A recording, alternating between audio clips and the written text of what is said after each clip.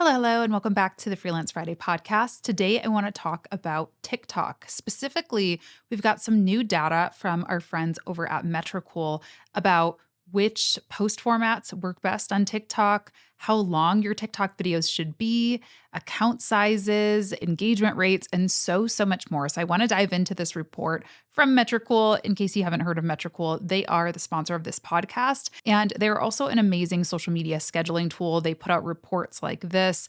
They allow you to pull your analytics, schedule ads, do all kinds of things. You can always use my code Latasha at the link down in the show notes to get 30 days free on any of their pro plans. Huge thanks to them for sponsoring this episode. And you can also click down in the description or the show notes and download this report. And I highly recommend you do. I'm going to go over some of the highlights, some of the things that are most interesting to me, but there is so much data in here. There's no way that I could cover all 53 pages of this during the time that we have together. So be sure to go ahead and download that full report using the link in the show notes.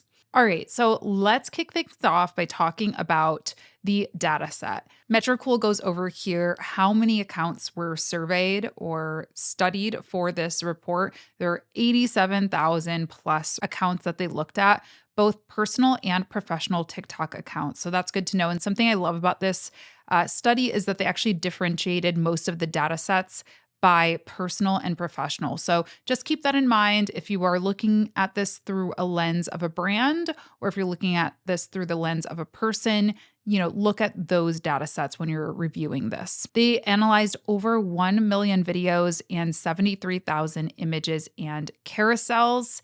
And let's just hop into some of the key findings here. So, one of the big questions people tend to have when they think about creating videos for TikTok is, well, how much should I post? How often should I post? I know I hear over and over again from people that you have to post like multiple times per day to actually see traction. And the survey says that's not really necessarily correct. They've got this breakdown of posting frequency by account size. And while it is true that the larger accounts, huge accounts categorized by 50,000 followers or more, are posting a lot, they're not posting multiple times per day on average. On average, professional huge accounts, 50K plus, are posting 6.67 times, and personal huge accounts are posting 5.96 times per week. So about every day is what the big guys are really doing. And then we see tiny accounts are only posting 1 or 2 times a week. So yes, there is some correlation between post frequency, but I think it is important to know that I'm not seeing 15 per week, right? And sometimes I think we hear this advice that you need to post multiple times per day to really see traction, and it stops people from starting. I know that scares me because I'm just like, I don't have time to be on my phone that much or to be scheduling stuff in Metricool even that much.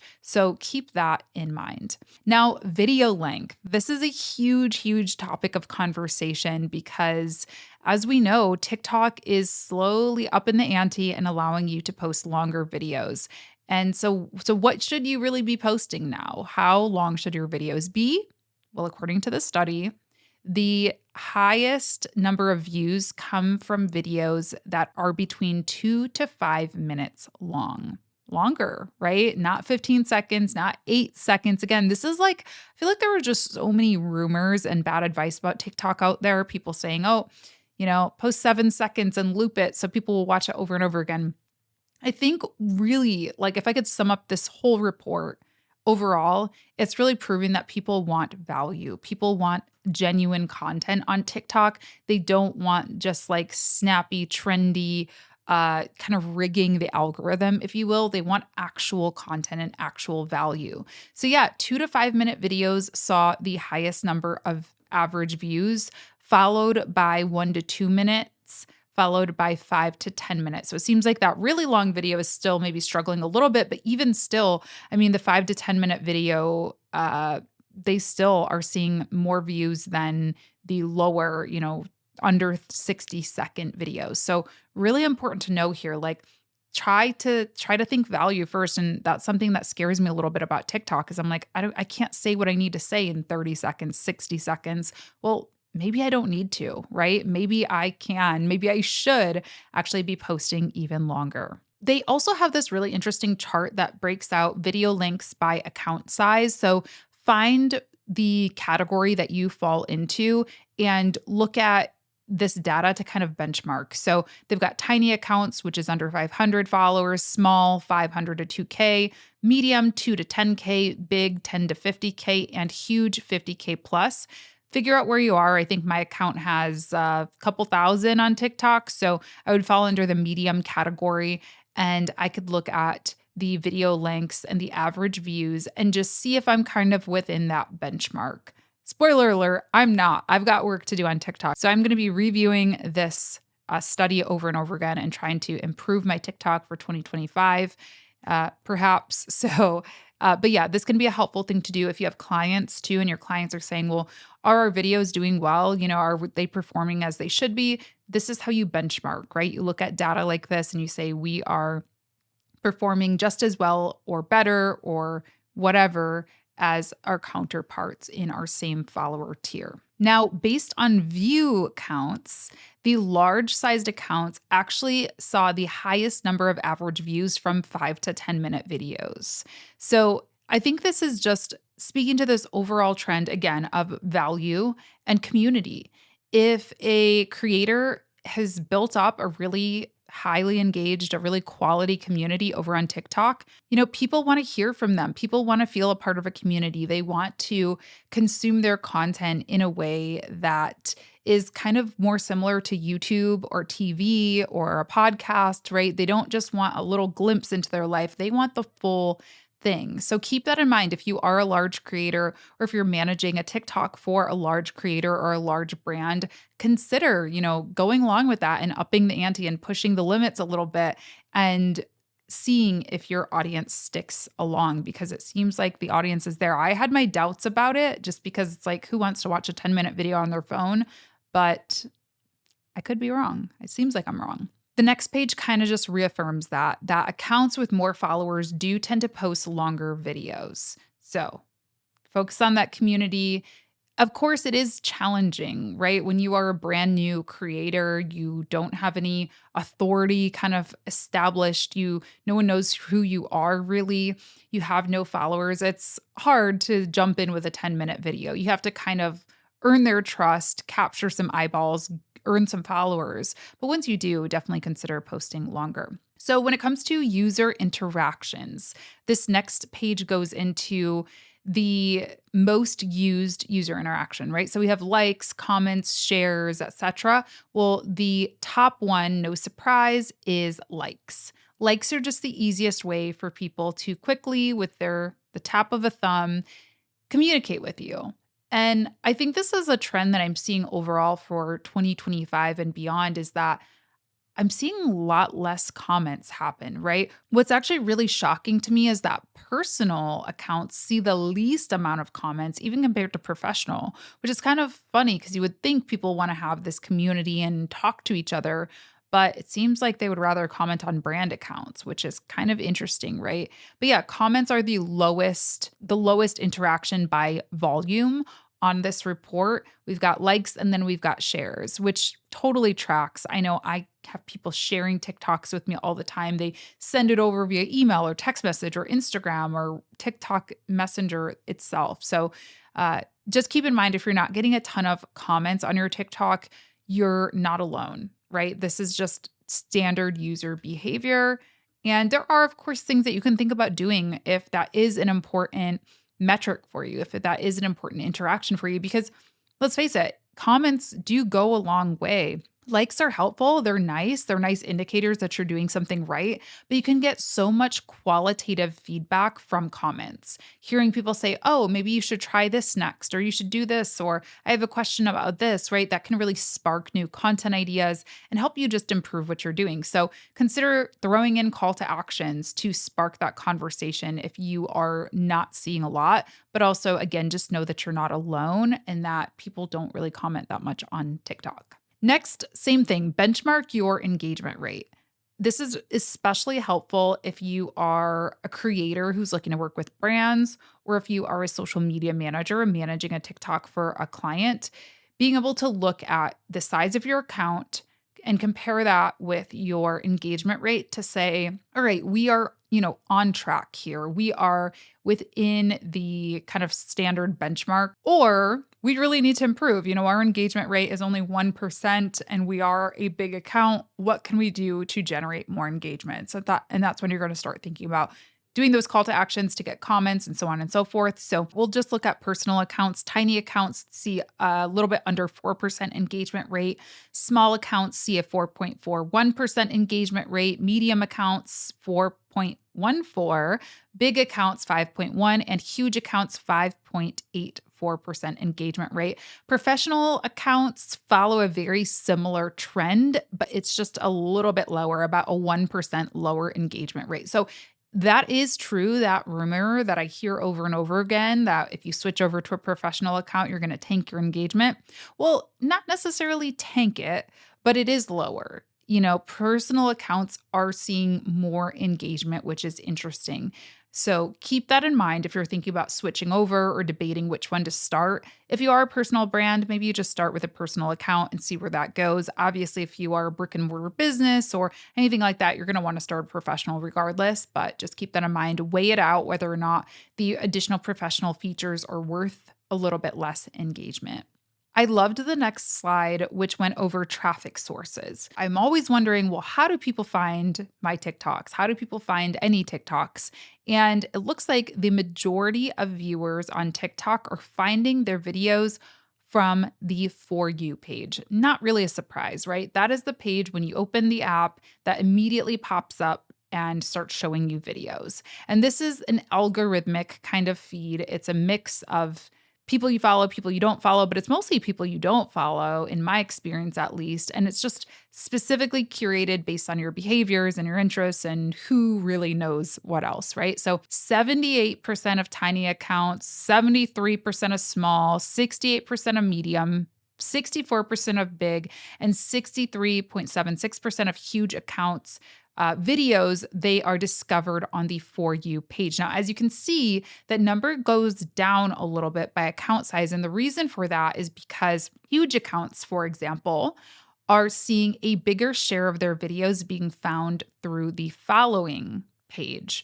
10% of huge accounts, their videos are seen in the follow page. So essentially, people are following those bigger accounts more. And so they're clicking on that button, seeing who they follow, and they're popping up more, right? So that kind of tracks. Another thing that's interesting is search is actually pretty big for tiny accounts. It accounts for 5.95% of videos that come from tiny accounts. So this is a huge opportunity. Huge takeaway here is if you are a tiny account, you're looking to create a TikTok and you're like, I don't have the benefit of people following me and clicking on the following tab, right? Well, you do have the potential for SEO. You can put your keyword that you want to be known for in your title, in your thumbnail, in your profile to capitalize on some of that search traffic, because 5.95% is not nothing. No, it's not 78%, but it's certainly not nothing. So use that to your advantage. Some of the other things that we're seeing here are profile, right? Not really all that big, 2% for tiny accounts, 0.54 for huge accounts. And something that I really want to hone in on here, sounds. Look at, if you're watching on YouTube, look at that. And if you're listening, I'll tell you that sounds account for only about, I guess on average, 0.03 or 0.04% of video discovery. Let me repeat that, 0.03%. Not 0.3, 0.03. This is a very, very small number here. So it is not to say that sounds are not helpful, right? But again, the bad advice of just use trending audio, that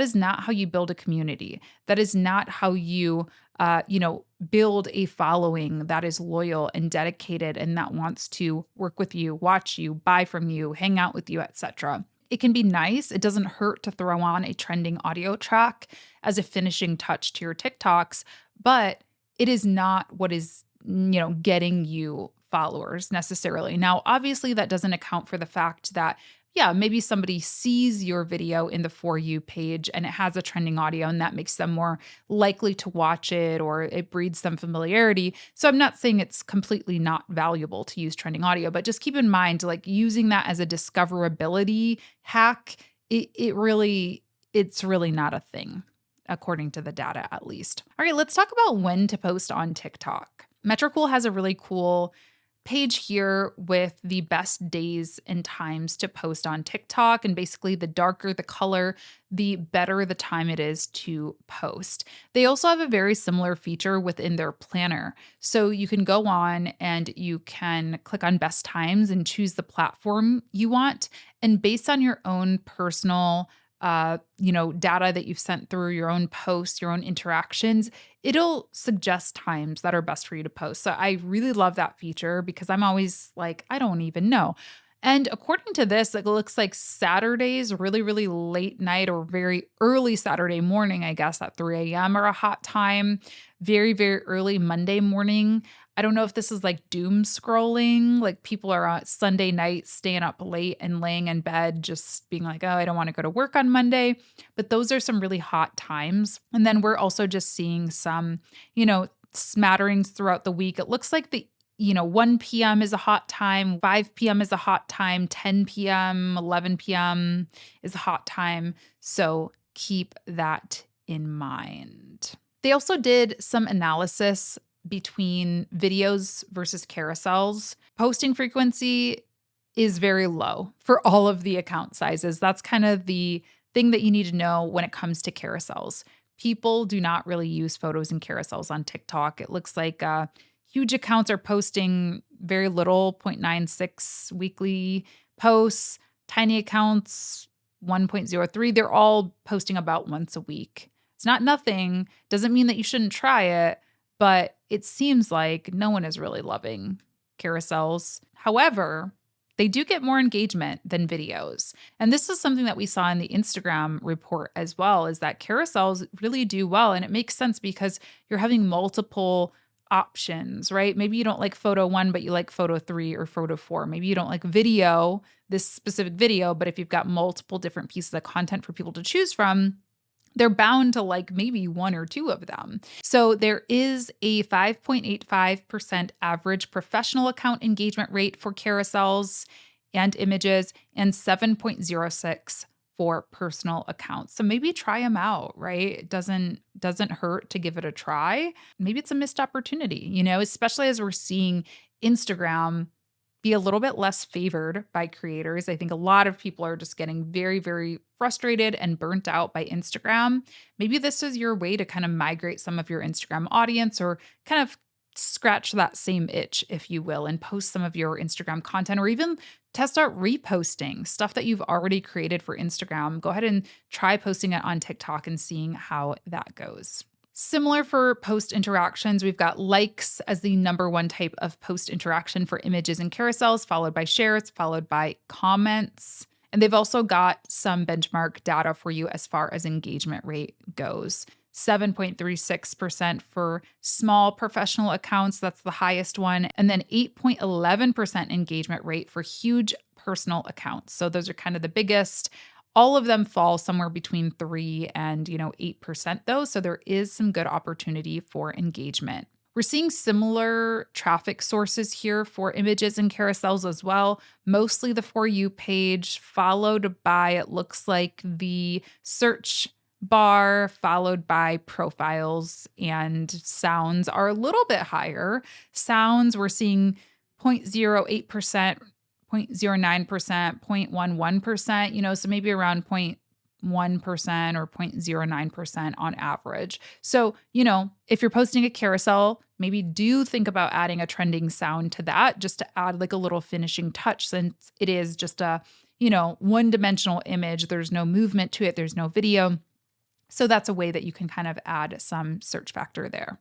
All right. So what I love about this study is that the Metricool team, they do this day in and day out. They see so much data and they've given some best practices. So I want to read through a couple of those here. First off, check the length of videos. As I already mentioned, Think about posting longer videos. I know it is scary. I know that. I'm a podcaster and it freaks me out to post 2 to 5 minutes, but I have the content. So if you have the content, just try it out, just see what happens. And I know I personally, just, personal preference speaking, I really like when I see a short form video that almost feels like I'm on like a FaceTime. It's just somebody holding a phone and talking directly to the camera and maybe giving a piece of advice or sharing a story. Think about incorporating some of those. They're very captivating and it really keeps you watching. And I think unlike YouTube, which has a nice convenient play and pause button and I can watch it on my TV, TikTok really does have me planted because yeah, you can pause it, but it's just not the same, right? There's not watch later and all of that. So think about how you're going to use that captive audience to your advantage for sure. They also recommend taking advantage of all of TikTok's formats. Again, TikTok is very much the pioneer of short form vertical video, but they also allow you to post carousels and images and stories. So why not make use of all of those features? I very much doubt that it's going to hurt your account by posting those.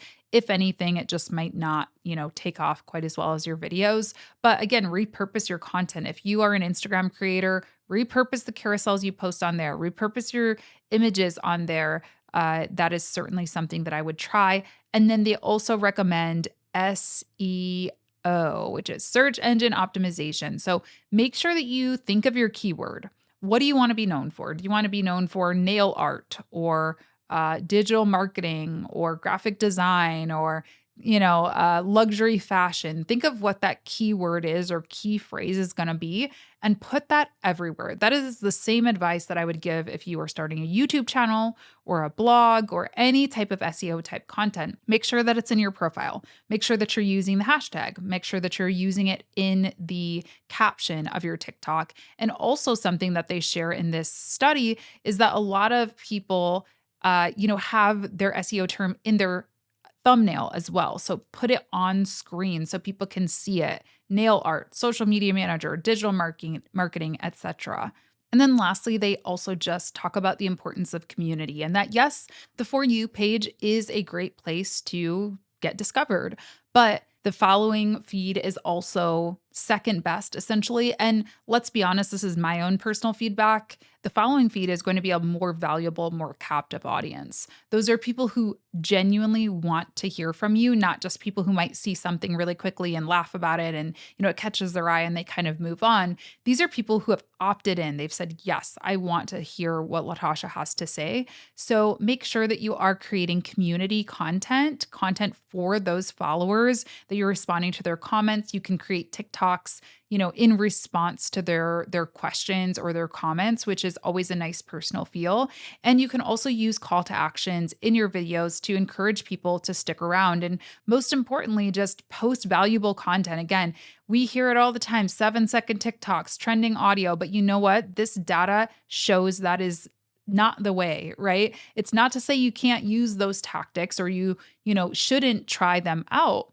But at the end of the day, what really gets you a following is by posting good content, posting valuable content. And you can follow my golden rule of content, which has always been and always will be, how is this helping people? Before you press upload on your TikTok, just ask, is this going to be helping people?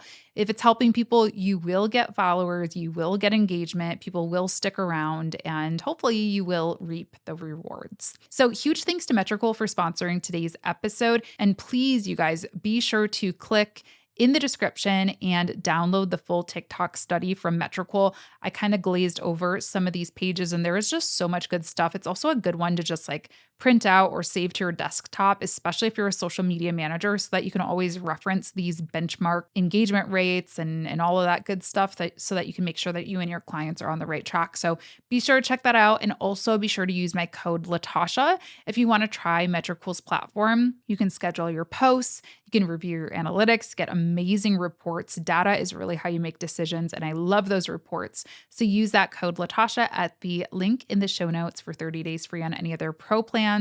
And that's all I got for you today. Hopefully this was helpful. Leave me a comment if it was. Let me know something that surprised you, if anything. And I will talk to you in my next episode. Bye.